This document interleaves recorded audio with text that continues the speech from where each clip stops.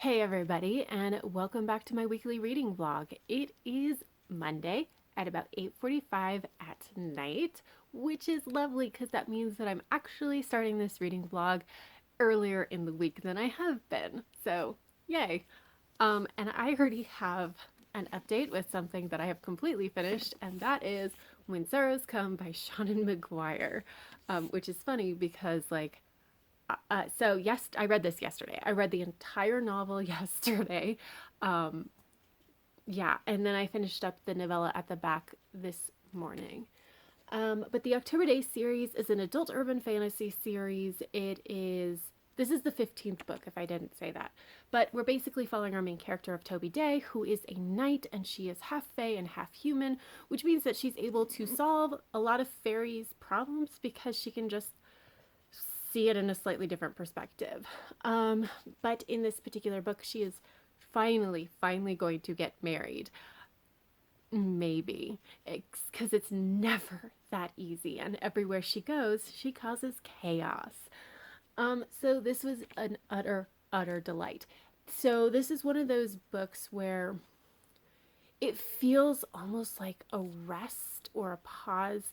It's it's got this great kind of independent storyline, which I'm sure is gonna like create other dramatics down the line. But there was no like foreshadowing or any kind of like plot threads um, that were previous in the series that kind of made this plot stick out, if that makes sense.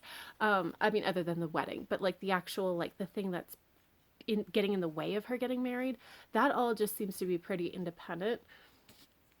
And so we're kind of allowed to focus on a lot of the people and the relations, which is great because this is a huge cast of characters by now.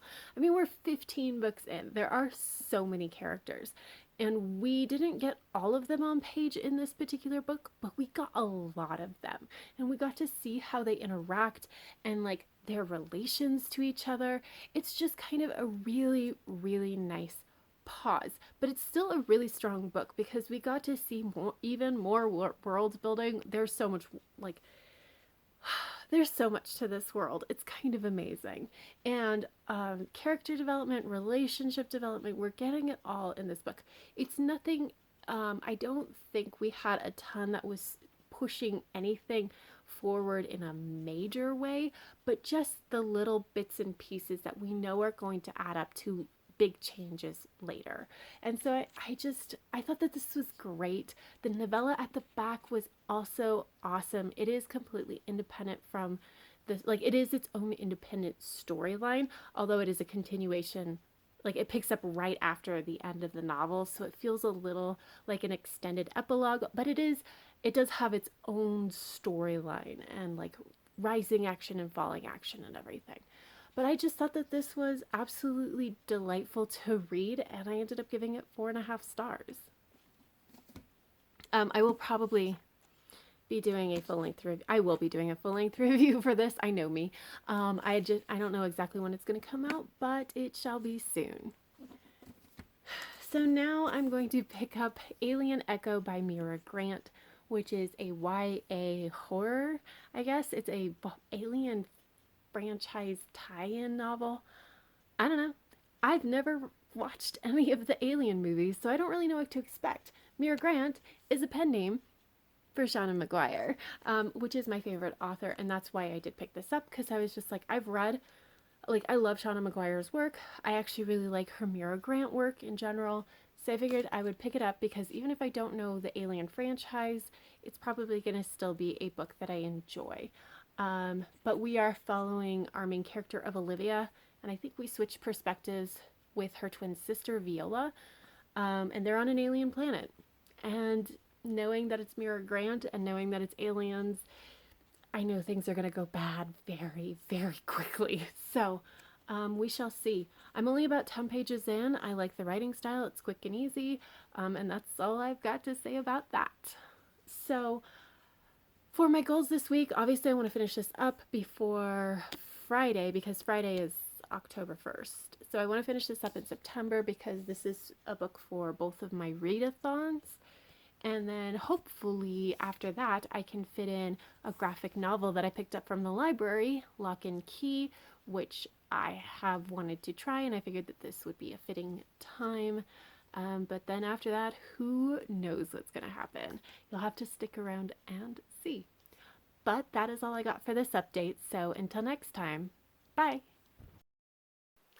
Hey everybody, it is now Saturday night at about 9:45, so I should probably wrap up this reading vlog. I had actually meant to give you an update earlier in the week, but oh, things just got so busy, so I didn't quite do it. But I did want to say I finished Alien Echo by Mira Grant on September 30th, so it still counts for my readathons. So because I finished this, I actually did finish everything that I needed to for all of my readathons, which I am very happy about. But Alien Echo. So I finished it, and actually I liked it. I will say that I thought that this was dual perspective. It's not. It's a single perspective. I got confused because my very next chapter was titled the title of it was also the name of a character, and so that's why I got confused.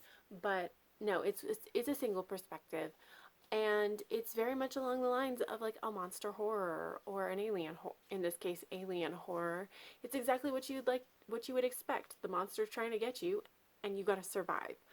Um, I really liked it. I thought that the world that they were on, Zagreus, was really imaginative. I liked our main character. I liked the family and how things were going. There was just like little twists and turns that were really nice to follow along.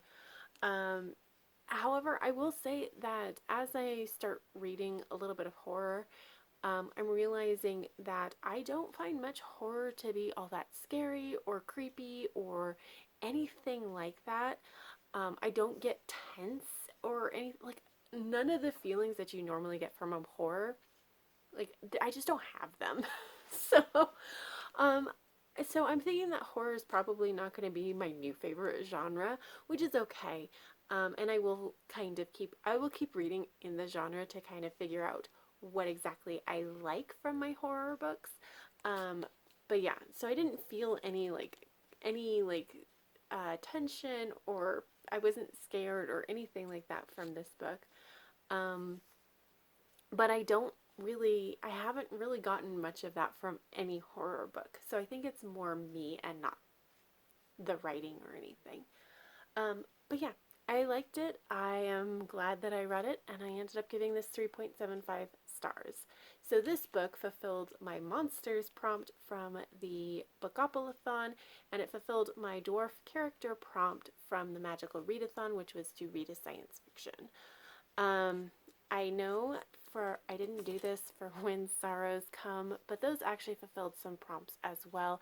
Specifically, the myth, lore, legend, and fairy tale prompt from Bookopolython, and then it also fulfilled um, the character, like where my character is from, the region that they're from, which is Etheria, and so I had to read something like with fae or elves, which obviously I had. Anyway, so also on September 30th, I went ahead and picked up Lock and Key by Joe Hill and illustrated by Gabriel Rodriguez. Gabriel. Gabriel Rodriguez.